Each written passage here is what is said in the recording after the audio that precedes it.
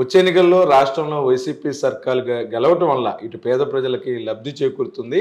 ఒకవేళ చంద్రబాబు లాంటి వ్యక్తులు గెలిస్తే వాళ్ళు అభివృద్ధిపైన దృష్టి సారిస్తామనే నేపంతో పేద ప్రజలకు ఉపయోగపడే సంక్షేమ పథకాలను కూడాను ఎత్తివేస్తారని ఈ మధ్యన 2 రోజుల క్రితం ఒక ఛానల్కి ఒక పత్రిక ఇచ్చిన ఇంటర్వ్యూలో లోక్సత్తా వ్యవస్థాపక అధ్యక్షులు జయప్రకాష్ గారు చెప్పడం జరిగింది. ఈ అంశం మీద మనతో మాట్లాడతాకి సీనియర్ జర్నలిస్టు, ఎడిటరు, అలాగే press academy media chairman Kommineni Srinivas గారు ఉన్నారు. సార్ నమస్తే.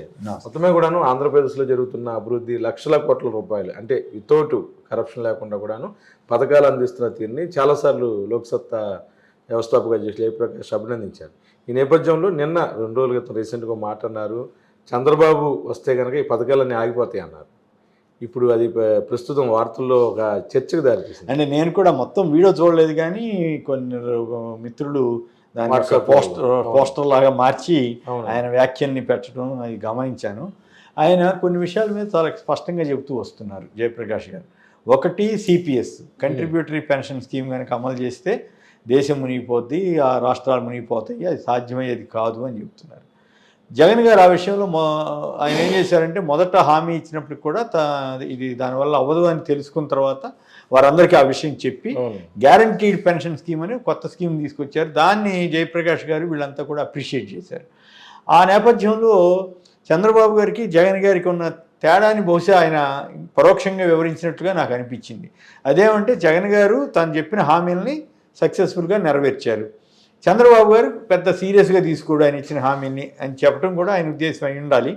ఇంకోటి ఏంటంటే, జగన్ గారు ఇచ్చిన హామీల విలువ 45,000 కోట్లు, కానీ చంద్రబాబు గారు ఇచ్చిన 6 హామీల విలువే, 6 గ్యారంటీల్లో కూడా అన్ని లెక్కేస్తే ఎక్కువ ఉండొచ్చు, 1,50,000 కోట్లు మినిమం. అది నేను చెప్పింది ఏదో పథకాలు అమలు చేయాలి 6. ఇంకా అవి కాకుండా ఇంకో 50 ఉంటాయి. ఇప్పుడు బస్సులు కూడా ఫ్రీ ఇచ్చారులేండి, బస్ ఫ్రీ కానీ ఇవన్నీ కూడా.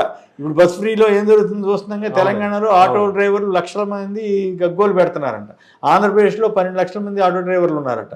మరి వాళ్ళ బతుకేమైపోవాలి అసలు? పైగా దీనివల్ల పోనీ మహిళలకి ఏమన్నా మేలు జరిగితే సంతోషం, ఏం పెద్ద ఉపయోగపడే వ్యవహారం కాదు కదా. వాళ్ళకి మిగిలేదంతా 400-500 మిగులుతుంది, కానీ ఆటో డ్రైవర్ల బతుకు దెబ్బతింటుంది కదా. సో అది వేరే విషయం. పోనీ అది కూడా అన్నిటికీ ఇస్తున్నారంటే మన కేటీఆర్ చెప్పాడు, ఏదో పల్లె వెలుగు, సిటీ బస్సులు వీటికే పరిమితమైందంట, ఎక్స్ప్రెస్లు వాటిల్లో మళ్ళీ ఇంప్లిమెంట్ చేయట్లేదంట. సో ఆ ఇబ్బందులన్నీ అట్లా ఉన్నాయి. ఇక్కడ పాయింట్ ఏంటంటే, జగన్ గారు తాను ఏవైతే నవరత్నాలని చెప్పారో వాటన్నింటినీ అమలు చేసి చూపించాడు. అదే చంద్రబాబు గారు వస్తే అవి ఇంప్లిమెంట్ చేయడు, పైకి చెబుతున్నప్పటికి కూడా అవి చేయడనే ఇండైరెక్ట్గా చెప్తున్నాడు. ఎందుకు చెప్తున్నారంటే, చంద్రబాబు మాట తప్పటానికి పెద్ద ఇబ్బంది పడ్డు అనేది ఆయన ఉద్దేశం. ఎందుకంటే గత అనుభవం ఉంది కదా, 1,00,000 కోట్ల రుణమాఫీ చేస్తానని చెప్పి చేయలేదు కదా, 15,000 కోట్లు చేసి పైగా రైతుల్ని మీరు ఆశపోతులని తిట్టాడు కదా. సో అట్లాంటి పరిస్థితిలో ఈయన ఇప్పుడు జగన్ గారు 45,000 కోట్లు అంటే వీళ్ళు 1,50,000 కోట్లు ఇవ్వాలి. దాని మీద ప్రస్తావన వచ్చినప్పుడు ఆయన ఎవరో అడిగినట్టున్నారు, యాంకరు అడిగితే, చంద్రబాబు గారు ఎందుకు చేస్తాడు సార్, ఇస్తానని చెప్తాడు, తర్వాత పక్కన పడేస్తాడు, ఏమి ఆయన అంత తెలివి కాదు అన్నాడు. అంటే తెలివి తక్కువడని కాదు ఇక్కడ అర్థం, అంటే ఆయన పెద్ద హామీలు నెరవేర్చే విషయంలో అంత సీరియస్గా ఉండడు అని చెప్పటం.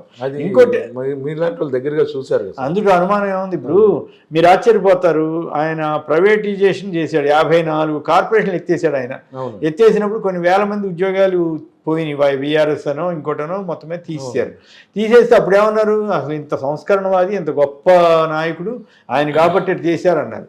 మళ్ళీ అదే పెద్ద మనిషి వచ్చి ఏమంటాడు, ప్రభుత్వ రంగ సంస్థలని ప్రైవేటైజ్ చేస్తున్నారని వీళ్ళని ఎదుటి వాళ్ళని అంటాడు. కాంగ్రెస్ టైంలో ఏదైనా జరిగితే వాళ్ళని తిడతాడు. సో ఇవన్నీ ఇప్పుడు విశాఖపట్నం స్టీల్ ప్లాంట్ ఉంది, ఈయనైతే ఇప్పుడు ప్రైవేటైజ్ చేస్తుండేవాడు దీనికి అవకాశం ఉంటే.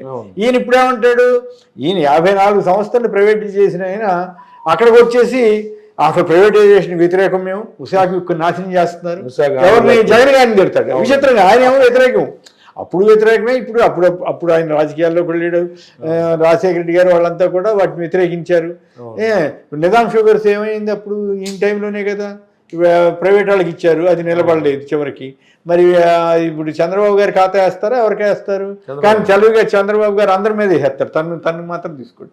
సో వాటన్నింటిని దృష్టిలో పెట్టుకుని చంద్రబాబు గారు ఇచ్చే హామీని నమ్మాల్సిన అవసరం లేదని జయప్రకాష్ నారాయణ గారు చెప్పినట్టు నాకు అర్థమైంది. మా అభిప్రాయం కూడా అంతే. నేను అందుకే ఇవాళ రామోజీరావు రావణాసురుడు లాగా వ్యవహరిస్తూ జగన్ గారి మీద రాశాడు కదా, ఇష్టం అప్పు రుణకంఠుడు అని రాశాడు కదా. ఈయన దశకంఠుడిగా మారి రావణాసురుడిగా వ్యవహరిస్తూ ఆంధ్రప్రదేశ్ ప్రజల్ని చెరబట్టారన్నది నా అభిప్రాయం, చెరబట్టాలని చూస్తున్నారన్నది నా అభిప్రాయం. ఎట్లా కూడా ఆంధ్రప్రదేశ్ ప్రజల మీద కక్షగట్టి ఏదో రకంగా ఇబ్బంది పెట్టాలని. నేను జయప్రకాష్ నారాయణ గారు చెప్పిన దానికి సమాధానం ఇవ్వమనండి. వీటన్నిటికీ ఎన్ని లక్షల కోట్లు అవసరం అవుతుంది? జగన్ గారేమో అమలు చేసి చూపించాడు, ఆయన చెప్పిన దాని మేరకు పరిమితంగా అంతవరకు. ఇది అదే నాశనం అని రాశావు కదా. ఇప్పుడు చంద్రబాబు గారు ఏకంగా 1,50,000 కోట్లు అంటున్నారు. 1,50,000 కోట్ల దగ్గర ఆగదు. ఉదాహరణ తెలంగాణలో కాంగ్రెస్ ఇచ్చిన గ్యారంటీలు ఎట్లా అమలు చేయాలో తెలియక అర్థం కాక తలపట్టుకు తిరుగుతున్నారు. 100 రోజుల కార్యాచరణ అన్నప్పటికి కూడా అది అంత తేలిగ్గా అయ్యేటట్టుగా లేదు. ఎందుకంటే అక్బరుద్దీన్ ఓవైసీ గారు చాలా ఇంట్రెస్టింగ్ స్పీచ్ ఇచ్చారు.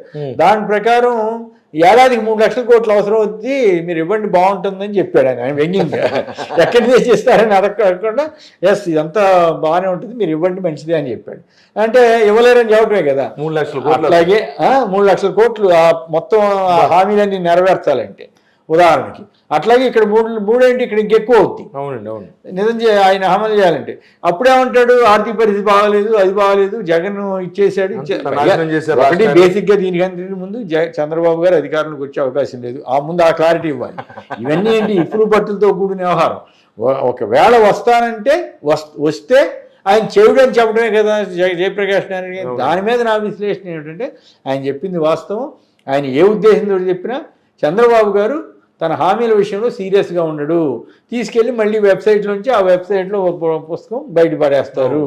సో మళ్ళీ ఇతర పార్టీల వాళ్ళు అయ్యా నీ పుస్తకం మా దగ్గర ఉందని చెప్పాల్సిందే తప్ప వేరే అవకాశం ఉండదు. సో ఆ రకంగా చూడాలి. ఖచ్చితంగా చంద్రబాబు గారు నిజాయితీ ఉంటే ఆయన ఇగో నా హామీ ఇది, దానికి అయ్యే ఖర్చు ఎంత, నా హామీ ఈ రెండో హామీ ఇది, ఈ రెండో గ్యారంటీ అని అన్నాడు కదా, ఎంత ఖర్చు అయిందంటే మహాలక్ష్మి కింద గ్యాస్ సిలిండర్లు 3 కోట్ల మందికి ఇవ్వాలి ఇంటూ ఎంత. అట్లాగే మహాలక్ష్మి స్కీము, మహాలక్ష్మిలోనే కదా 2,500 చొప్పున ఇవ్వాలి. ఒక్కదానికి 37,000 కోట్లు అవుద్దని అంచనా. 37,000 కోట్లు పర్ యానం. నాట్ దట్ ఒక రోజుకి కాదు. ఏపీలో సగం పథకాలు అమలైపోతాయి, 300 పథకాలు అమలైపోతాయి. మొత్తం 5 ఏళ్ళకి కాదు, ఒక ఏడాదికే 37,000 కోట్లు అవుతుంది ఒక్క దానికోసమే. మరి ఎక్కడి నుంచి తెచ్చిస్తావో చెప్పాలి కదా. చెప్పకుండా గ్యాస్ సిలిండర్లు 3 సిలిండర్లు ఎంత అవుద్దో లెక్కేసి చెప్పాలి కదా. ఫ్రీ బస్సు ఎంత అవుద్ది, దానికి ఆర్టీసీకి ఎట్లా భర్తీ చేస్తావో చెప్పాలి కదా. అట్లాగే ఇంకా అనేక స్కీములు అనౌన్స్ చేశాడు కదా. నిరుద్యోగ వృత్తి 4,000 అన్నాడు కదా. మరి కిందసారి ఇవ్వలేదు, మోసం చేశారన్నది వేరే విషయం. కానీ ఇప్పుడు ఎంత ఇస్తారో చెప్పాలి కదా. సో ఇట్లా వరుసనే మనం దగ్గర పెట్టుకుంటే అర్థం అవుద్ది. ఆ లిస్ట్ పెట్టుకుని, ఎందుకంటే మనకి ఒకటో రెండో అన్నీ చెప్తుంటాడు ఆయన, అవన్నీ గుర్తుపెట్టుకుని చెప్పాలంటే అయ్యే పని కాదు. సో అవి కాకుండా లోకేష్ గారు ఇచ్చే హామీలు, మళ్ళీ ఎస్సీ ఎస్టీలకు ఇచ్చే హామీలు, ఏది డిక్లరేషన్లు, ఇవన్నీ లెక్కలేస్తే అసలు విషయం బయటకు వస్తుంది. అవేవి చేయలేవన్న సంగతి జయప్రకాష్ నారాయణకి తెలుసు. జయప్రకాష్ నారాయణ గారు అందుకే చంద్రబాబు తెలివైనడు, ఇవన్నీ చేయడు అని చెప్పేశాడు అంతే. సార్ అసలు మామూలుగానే శ్రీలంకతో పోల్చి రాష్ట్రాన్ని రకరకాలుగా కామెంట్లు చేస్తున్నారు, ఫేస్బుక్లో పెడతారు. మరి చంద్రబాబు ఇన్ని లక్షల కోట్లు ఎలా తెస్తాడు? రాష్ట్రంలో పరిస్థితి ఏంటి? ఇంక ఈయన వచ్చిన తర్వాత హార్బర్లని అభివృద్ధి అన్న జరిగింది. 2014, 2019 అసలు ఏం లేదు కదా. అదే ఆశ్చర్యం కలిగించే అంశం ఏంటంటే మధ్యతరగతిలో ఒక రకమైన ఎఫోరియా క్రియేట్ చేశారు, ఒక రకమైన భ్రాంతి క్రియేట్ చేశారు. ఈనాడు వారు, ఆంధ్రజ్యోతి వారు, తెలుగుదేశం, చంద్రబాబు చెప్పే అబద్ధాలన్నీ ప్రచారం చేసి, ఓ పక్క 9 ఫిషింగ్ హార్బర్లు, 4 పోర్ట్లు, విశాఖలో డేటా సెంటర్, ఇన్ఫోసిస్, ఇవన్నీ వస్తుంటే ఏవి రావట్లేదని ఈనాడు వాడు చట్టవార్తలు చేశారు. చేసిన తర్వాత పోనీ రైట్, నేను ఈ అభివృద్ధి మాత్రమే చేస్తాను, వాలంటీర్ల వ్యవస్థ ఎత్తేస్తాను, వార్డు సచివాలయ వ్యవస్థ ఎత్తేస్తాను, గ్రామ సచివాలయ వ్యవస్థ ఎత్తేస్తాను, రైతు భరోసా కేంద్రాలు ఎత్తేస్తాను, విలేజ్ క్లినిక్స్ ఉండవు నేను వస్తే చెప్పమనండి. ఆర్బీకేలు ఉన్నాయి సార్. ఆ తర్వాత చేయూత కింద ఇచ్చేది ఆపేస్తాము. అవి చెప్పపోగా నేను ఇంక 2,500 చొప్పున ఇస్తానంటాడు. అవి చెప్పపోగా గ్యాస్ బండ్లు ఇస్తానంటాడు. సో ఇవన్నీ ఎట్లా నమ్మాలి? అయితే మధ్యతరగతి వాళ్ళకి నా విజ్ఞప్తి ఏమిటంటే, మీరు వాస్తవాలను బెరీజ్ వేసుకోండి. ఎస్, జగన్ గారు చేసిన స్కీములు మీకు వ్యతిరేకం కావచ్చు, ఈ స్కీముల వల్ల నష్టం జరుగుతుందని మీరు భావించవచ్చు. మీ భావన నేను తప్పుపట్టను. కానీ అంతకు 5 రెట్లు ఇస్తానని ఎక్కువ ఇస్తానన్న చంద్రబాబుని మీరు ఎట్లా నమ్ముతారు? ఎవరైనా సరే నమ్మేవాళ్ళు కాస్త విజ్ఞత ఉన్న వాళ్ళు ఎవరు నమ్మరు. కాస్త విజ్ఞత, వివేకం, వివేచన ఉన్న పౌరులు ఎవరు, ఆంధ్రప్రదేశ్ పౌరులు ఎవరు చంద్రబాబు ఇచ్చే హామీలు నమ్మరు. చంద్రబాబు పవన్ కళ్యాణ్ కలిసి ఇచ్చే హామీలు విలువను లెక్కేసుకుంటే అసలు 8% ఓటేయకూడదు. ఆంధ్రప్రదేశ్ బాగు కోరుకునే వాళ్ళు ఎవరైనా సరే ఓటేయకూడదు. ఇప్పుడు సార్ కూడా అదే చెప్పారండి, అసలు ఓటు అనేది ఆలోచించేయండి, అంతే కదా. ఎలా ఇంప్లిమెంట్ చేయాలి? ఈయన 1000 రూపాయలు ఖర్చు పెడతానంటేనేమో రాష్ట్రం దెబ్బతింటుంది, దివాళా చేస్తుందని రాసే ఈనాడు అక్కడ కూడా రాయాలి కదా. ఈయన 1000 రూపాయలు అంటే ఆయన 10,000 ఇస్తానంటున్నాడు, 1,00,000 రూపాయలు ఇస్తానంటున్నాడు, ఎలా ఇస్తాడు అనేది రాయాలి కదా. ఇంకా 10 ఎంతులు దివాళా తీస్తావా, 10 శ్రీలంకను తయారు చేస్తావా అని చంద్రబాబుని అడగాలి కదా. అడగకపోగా రామోజీరావు కేవలం చంద్రబాబు గారికి ఒకప్పుడేమో ఆయన గురువు రామోజీరావు గారు, చంద్రబాబు గారి గురు శిష్యులు అనేవాళ్ళు కదా. ఇప్పుడు చంద్రబాబు గారికి బానిసలాగా మారిపోయి రామోజీరావు గారు అసలు ఆయన ఏం చేసినా సరే అబ్బో బ్రహ్మాండం. చివరికి లోకేష్ని ఒక మహానాయకుడు లెక్క ప్రొజెక్ట్ చేస్తున్న తీరు, ఒక నాయకుడు ఎదుగుతుంటే ఎంకరేజ్ చేయొచ్చు, తప్పేం కాదు. అసలు ఆయన అంత మహానాయకుడు దేశంలోనే లేదన్నట్టుగా ప్రొజెక్షన్ ఇస్తున్న తీరు మాత్రం ఏమి సాధించాడని లోకేష్ చెప్పండి మీరు. ఏమి ఆయన ఎమ్మెల్సీ ఎట్లా అయ్యాడు? ఇంట్లో వాళ్ళ ఒత్తిడి వల్లే కదా. మంత్రి పదవి ఆయనకి ఏం అర్హత ఉందని ఇచ్చారు, కేవలం చంద్రబాబు గారి కొడుకు అనే కదా. ఆ తర్వాత మంగళగిరి టికెట్ ఇచ్చారు, ఓడిపోయాడు కదా. అయినప్పటికి కూడా అసలు ఆయన అంత గొప్ప నాయకుడు ఇంకెవరు లేరు అన్నట్లు వార్తలు ఇవ్వద్దని అన్నట్లా. కానీ ప్రొజెక్షన్ ఇచ్చే తీరు ఎట్లా ఉందంటే అసలు ఆంధ్రప్రదేశ్ని ఉద్ధరించేది లోకేష్ ఒక్కడే. రేపు ముఖ్యమంత్రి ఇలా అధికారం రాదు, వస్తే చంద్రబాబు ముఖ్యమంత్రి అవుతాడని నేను అనుకోవట్లేదు. లోకేష్ అవ్వచ్చు. లోకేష్ అయినా కూడా, లోకేష్ కాకపోయినా కూడా చంద్రబాబును ఒకవేళ ముఖ్యమంత్రిగా చేసుకున్నా 1 ఏడాది కంటే ఎక్కువ ఉండకపోవచ్చేమో అని నా అభిప్రాయం. సరే, పవన్ కళ్యాణ్ కూడా పక్కన పెడదాం. పవన్ కళ్యాణ్ ఎట్టా వీళ్ళిద్దరికీ సరెండర్ అయిపోతున్నాడు అనేది ఒక అభిప్రాయం, సరెండర్ అయిపోయాడు అనేది ఒక అభిప్రాయం ఉంది. కాబట్టి అది ఆయనకి సీఎం పదవి ఇస్తారా ఎవరా ఆ గొడవ అంతా వదిలేసేద్దాం. కానీ ఇక్కడ పాయింట్ ఏంటంటే ఈ రకంగా చంద్రబాబు గారు చేస్తున్న హామీల విలువను లెక్కేసుకోకుండా మధ్యతరగతి వాళ్ళు కానీ, అబోవ్ మధ్యతరగతి వాళ్ళు కానీ, ఎందుకంటే కింద స్థాయి వాళ్ళ నాకు ఆశ్చర్యం వేస్తుంది. దాన్ని మీరు సపరేట్గా కూడా తీసుకోవచ్చు. మొన్న గ్రామంలో వెళ్తే రెస్పాన్స్ ఎలా ఉందో, గుడివాడ దగ్గర పోలిమెట్ల అని ఒక విలేజ్ ఉంది. మా బంధువులు ఒక ఆవిడ ఎవరు చనిపోతే, అంటే పెత్తందారులు పేదలు, నేను అక్కడికి వెళ్తే కొందరు కాస్త మోతుబరులు వాళ్ళు కూడా ఉంటారు కదా, కాస్త వాళ్ళు మరి అదిగానే ఉన్నారు. బట్ వాళ్ళు నాతో ఏం పలకరించడానికి ఏం పెద్ద ఆసక్తి కనపరచలేదు. తప్పేం కాదు, వాళ్ళ ఇష్టం అది. నేను కూడా కూర్చున్నాను. తర్వాత ఎవరో పరిచయం చేసినప్పుడు మర్యాదగానే మాట్లాడారు, అంతవరకు అయిపోయింది. కానీ ఆశ్చర్యం ఏంటంటే కొంతమంది దళితులే అనుకుంటున్నాను నేను, దళితులు లేదా బలహీన వర్గాలు, అంతవరకు నాకు అర్థమైంది. ఎందుకంటే నీరు కావి పంచి మామూలుగా అట్లా కొంత పేదరికం కనపడతా ఉంటుంది కదా, వాళ్ళు కొందరు వచ్చి ఐడెంటిఫై చేసి నన్ను గుర్తుపట్టి, యాక్చువల్గా నేను 1 ఇయర్గా టీవీలో షో నడపట్లేదు, కాకపోతే టీవీలో కనపడతా ఉండొచ్చు, అది వేరే విషయం. సోషల్ మీడియా ఇంటర్వ్యూలు ఇస్తుండొచ్చు, వేరే విషయం. కానీ మీరు సాక్షిలో షోకి వస్తారు కదా సార్ అని చెప్పి, మీరు చేస్తారు కదా అని చెప్పి వాళ్ళు అడిగి నాతోటి చాలా సేపు ముచ్చటించి మాట్లాడారు. సరే మంచిది బాబు అని నేను చెప్పి పంపించేసాను. నాకు అర్థమైంది, ఓహో వీళ్ళంతా జగన్ గారి అభిమానులే అనేది. అంటే చూసారా సార్ గ్రామాలు ఎలా ఉందో? అంటే అన్నీ తిరగలేదు, నా అనుభవం చెబుతున్నాను. జగన్ గారి అభిమానులు అనే సంగతి అర్థమైపోయింది.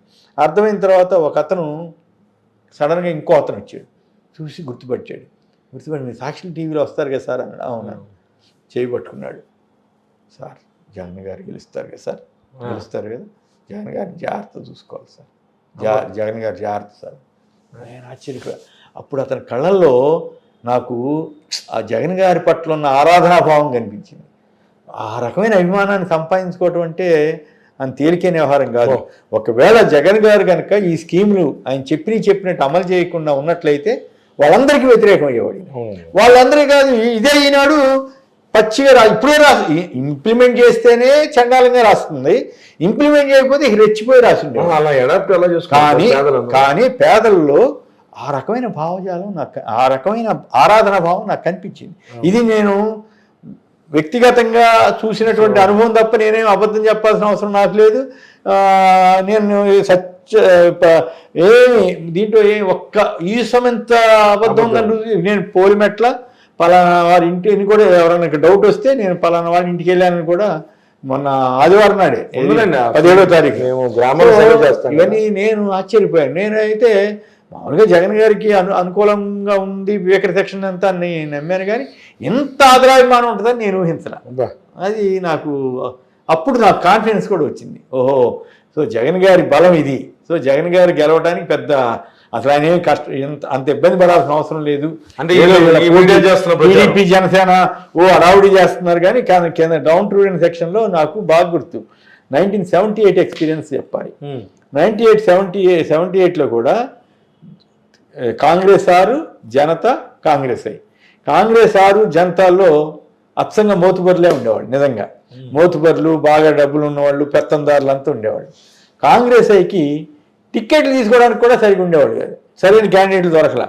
ఉదాహరణకి తిరువూరులో ఒక్కలగడ్డ ఆదాం గారని ఒక లారీ డ్రైవర్, ఆయన ఎవరు క్యాండిడేట్ లేకపోతే ఆయన అడిగితే ఇచ్చారు, ఎట్నో బీ ఫార్మ్ ఇచ్చేసారు.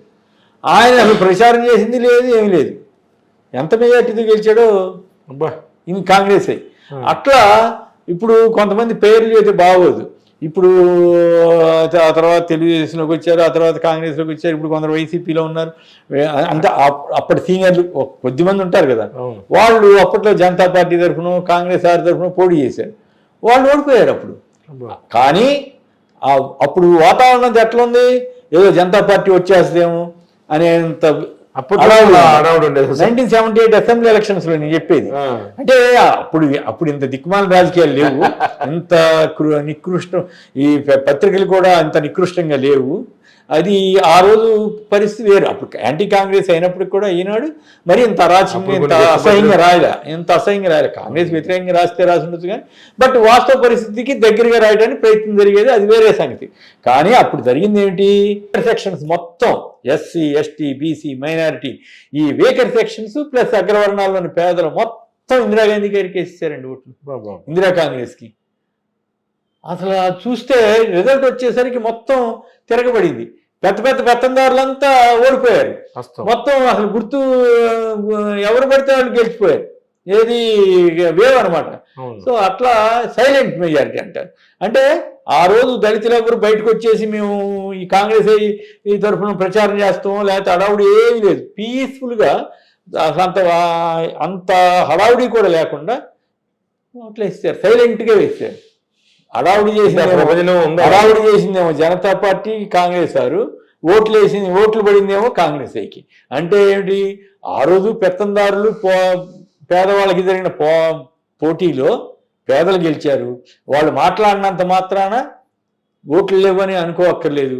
ఇప్పుడు సరిగ్గా నాకైతే అదే ఎక్స్పీరియన్స్ అనిపిస్తా ఉంది వైసీపీకి. ఎట్లా సైలెంట్ మెజారిటీ. ఇప్పుడు రోజు ఈనాడు రామోజీరావు రంకిలేస్తుంటాడు, రాధాకృష్ణ అరుపులు పెడపప్పులు పెడుతుంటాడు, ఏదో అయిపోయినట్టుగా, ఏదో ప్రాబ్లమ్స్ ఉన్నాడు, కొందరు రంకిలేస్తుంటారు కదా, అట్లా రంకిలేస్తుంటారు. TV5లో పిచ్చి పిచ్చిగా మాట్లాడుతుంటారు. వాళ్ళందరూ అట్లా అరుస్తూ ఉంటారు. కొంతమంది పెద్ద వాళ్ళందరూ వచ్చి తెలుగుదేశం తరఫున ప్రచారం చేస్తుంటారు. ఇవన్నీ జరుగుతున్నాయి కదా. పవన్ కళ్యాణ్కి అండగా కొంతమంది తయారవుతున్నారు, పెద్ద తెలుగుదేశం వాళ్ళని వీళ్ళని. లేదు, చంద్రబాబు పవన్ కళ్యాణ్ కలుస్తుండొచ్చు. ఇవన్నీ ఒకటైతే కానీ అసలు పేదలు, ఈ బలహీన వర్గాలంతా ఒకటవుతున్నారు. వాళ్ళు సైలెంట్ మెజారిటీగా ఉంది. అది కనుక అట్లాగే ఎస్టాబ్లిష్ అయిపోతే జగన్ గారిని కొట్టే పరిస్థితి ఉండదు, జగన్ గారిని ఎదిరించే పరిస్థితి ఉండదు. ఆయన గెలుపు తథ్యం అనేది నాకు ఏర్పడిన అభిప్రాయం. Okay sir, thank you. మొత్తమే కూడాను ఆంధ్రప్రదేశ్లో పేద ప్రజలు గెలిచే అవకాశాలు అయితే స్పష్టంగా కనిపిస్తుంది అంటున్నారు కొమ్మినేని.